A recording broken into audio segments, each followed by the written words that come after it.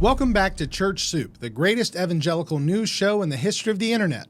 I'm your host, Keith Foskey, the Harbor Freight Doug Wilson, king of the Amillennials, and, little known fact, former captain of the West Nassau High School Warrior Marching Band.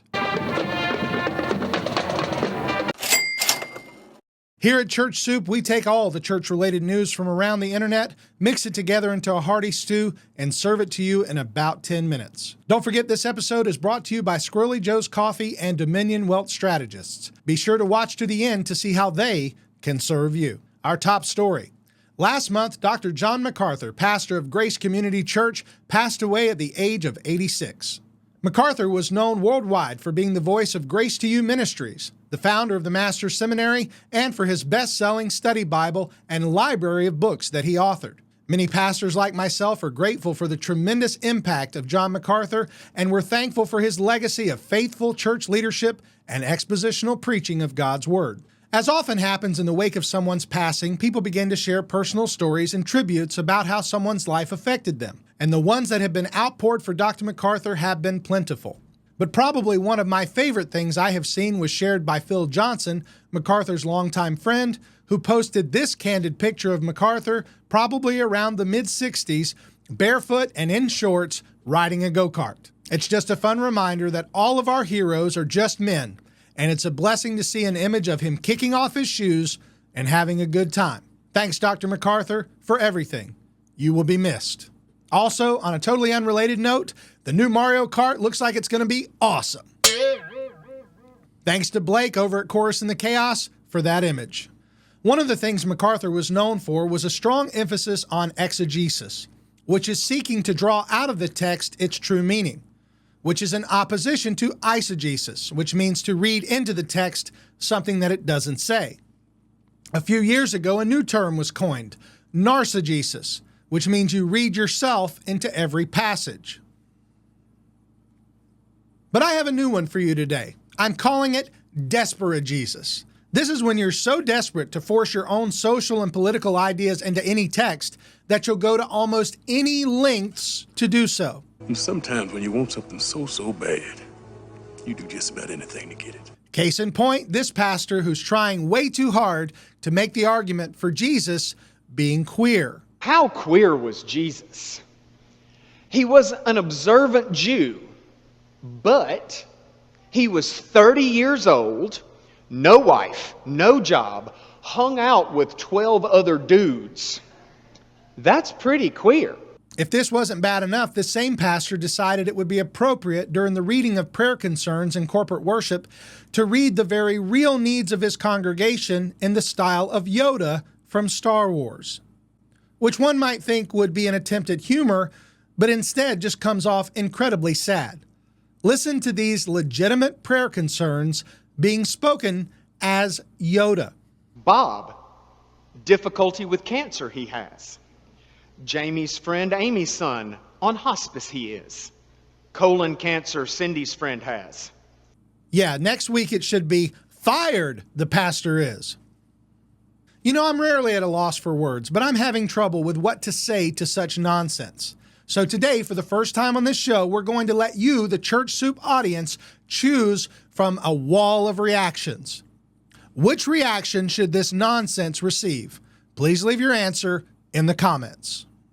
Speaking of things which it's hard to know how to react to, recently a new version of Jesus Christ Superstar was produced, which cast a woman in the titular role. Cynthia Aviro, who was nominated for an Oscar for her performance in Wicked, played the part of Jesus in the rock opera. Now, I usually put a Second Commandment violation shield over pictures of actors who try to portray Jesus, but I didn't this time because nobody, and I repeat, nobody would ever realize she was even trying to portray Jesus unless they were told so. Listen, it's not like the picture of Obi-Wan Kenobi that many people shared as a picture of Jesus. In fact, a Utah man actually did trick his parents into hanging that picture of Ewan McGregor on their wall, thinking it was a picture of Jesus. And I get it. That picture would probably fool my grandmother. In fact, let's go ahead and put a 2CV shield on it right now. It's obvious that having this woman play Jesus and this entire show is an absolute mockery. The greatest irony in this entire story is that this would likely be a community which would demand people be able to identify with the gender that they believe themselves to be. Yet they're happy to portray Jesus, who was obviously a man, as a woman in this ridiculous farce. If there was ever a time for this quote, it's now. I hope it was a blast for them, because it was certainly a blast for me. In news from the weird, a video was posted of members of the Russian Orthodox Church kissing the body, feet, and hands of Alexander Svirsky, a monk who passed away in the 16th century, whose body has been kept on display for veneration. Now, I'm the first person to admit that every denomination of Christians has things that are weird. Baptists won't baptize babies, but they still do baby dedications.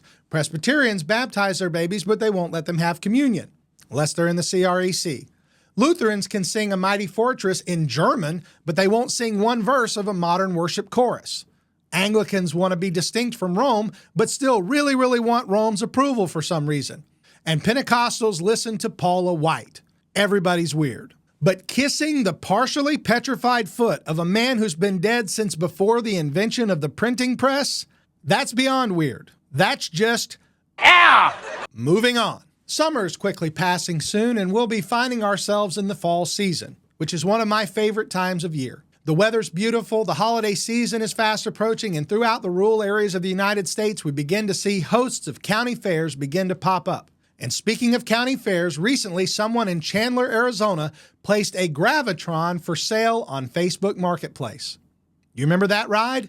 It used centrifugal force to stick you to the wall so you could enjoy the experience of motion sickness for the rest of the evening. The price of this used Gravitron? Only $70,000. Now hear me out. Currently, I have a little over 35,000 subscribers. If we pooled our money together and everybody gave $2, we could all collectively own our own Gravitron. I'm telling you, I would retire the golf cart today, and from now on, it would be theology from a Gravitron.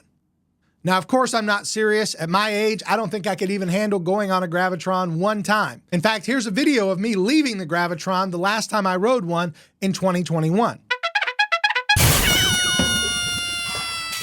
Good times. On a totally unrelated note, Michael J. Fox was arrested after a high-speed chase while driving under the influence in the state of Illinois last week. Police say Fox reached speeds of up to 70 miles per hour, which we all know was insufficient because he was trying to get up to 88 miles per hour. Apparently, when he was arrested, he said he would have gotten away with it if he had just had the 1.21 gigawatts of electricity that he needed. Wait a minute. I'm being told this is a different Michael J. Fox. I apologize, so let's move on. Finally, Doug Wilson, the real one, not his more handsome counterpart, made headlines again recently with an interview on CNN which discussed his views on family, politics, and Christian nationalism. The interview provoked sharply divided reactions across social media. Critics condemned his remarks, such as asserting that women are the kind of people that people come out of, advocating for the repeal of the 19th Amendment, and expressing desires for a Christian theocracy. They also expressed concerns about Wilson's influence in political and military spheres, especially given Defense Secretary Pete Hegseth's public support. Unfortunately, here at Church Soup, we were unable to get Hegseth to come on and comment regarding his thoughts about Wilson. However, we were able to reach out to FBI Director Dan Bongino. Dan's now available via remote. Dan, what are your thoughts about Doug Wilson and his controversial comments? Hey, I listened to the whole interview, and let me tell you, Doug Wilson, that guy, he's amazing. Hands down, a class act. Thank you, Dan. Looks like Wilson's influence actually goes beyond the Department of Defense, and that's a twist I don't think any of us saw coming. Many people don't realize I was actually present in Moscow for the interview between Doug Wilson and CNN. You never actually see my face, but you can hear my voice at one point in the video if you listen closely. If it's true. Why did he yell boo? Because it's Because of me. because of you. Yes, that was me yelling boo at Doug Wilson, because the Harbor Freight Doug Wilson shows no mercy. All right, guys, thank you for watching Church Soup. I appreciate all of you who contributed to this show by tagging me and sending me videos and news stories, and for Protestia News for the use of your library of videos. If you want to contribute in the future, you can reach out to me at keithfoskey.com or simply tag me in a comment with the hashtag Church Soup. I want to again encourage you to subscribe to our channel for more content and hit the thumbs up button if you liked this video. And if you didn't, hit the thumbs down button twice. Also, please remember to support our channel sponsors for this month. Squirrely Joe's Coffee. You can get a free bag of coffee by going to squirrelyjoes.com/YourCalvinist and 20% off anything in the store by using my name, Keith, in the coupon code. And Dominion Wealth Strategists, which we have a video to tell you about now. Hi, my name's Justin Johnson. And I'm Josiah Stowe. And we are Dominion Wealth Strategists. We are created to put money in the hands of those that are sitting in the pews.